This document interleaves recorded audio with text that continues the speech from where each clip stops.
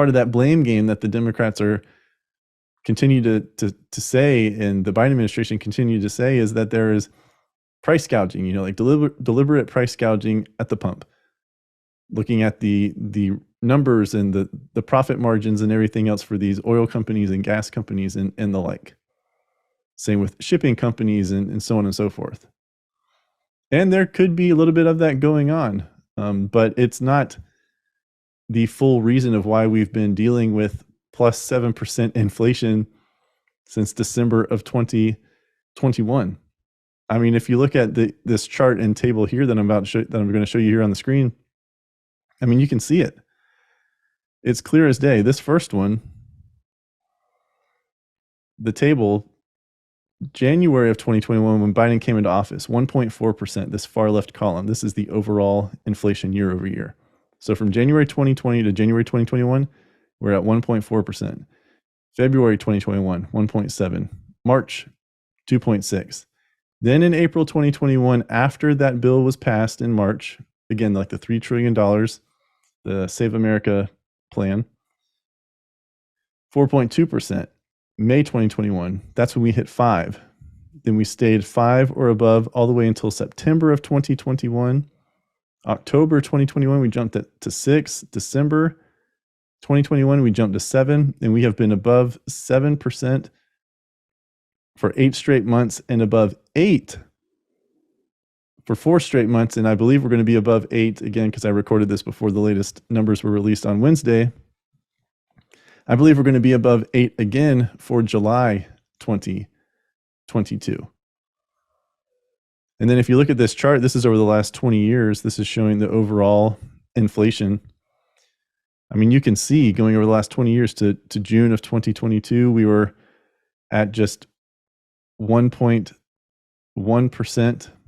We peaked in June of 2000 or August 2008. July of 2008, sorry, with the housing market crash and that recession. That's what the gray shaded area is. It indicates a recession by the Bureau of Economic Research.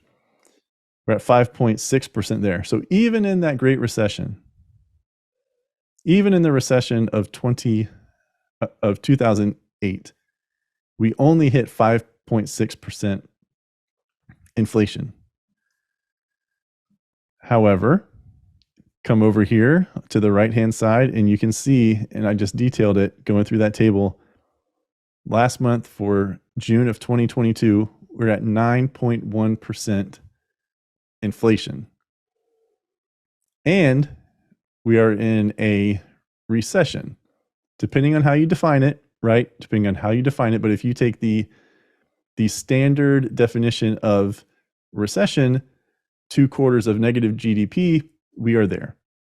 So not only are we experiencing record high inflation, highest inflation seen in the last 40 years, we are also now in a recession. And the Biden administration cannot get a handle on this. They cannot get a handle in their messaging. They cannot get a handle in their policies. And I argue that they are purposely doing this.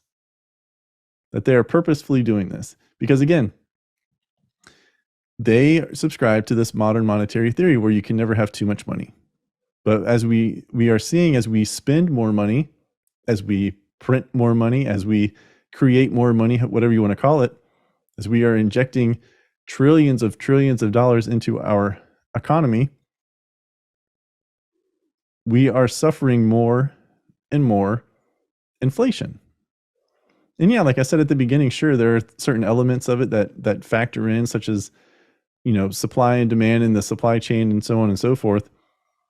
But we are a good year to year and a half out of this pandemic.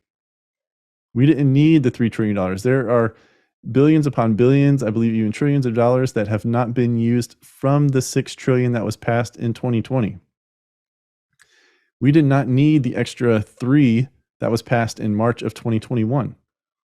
And we surely don't need this infrastructure plan, which is passed purely for political purposes, which is another 768 raised. However, we are paying and doling out money for those new IRS agents. We're going to be doling out money for incentives and everything for the green initiatives and so on and so forth, all of these subsidies that are going to be handed out. We do not need more money put into our economy.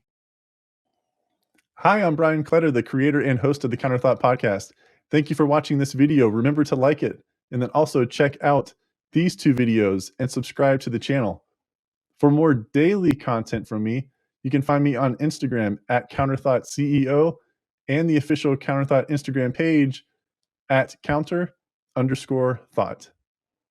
Thank you for watching, and spread the word.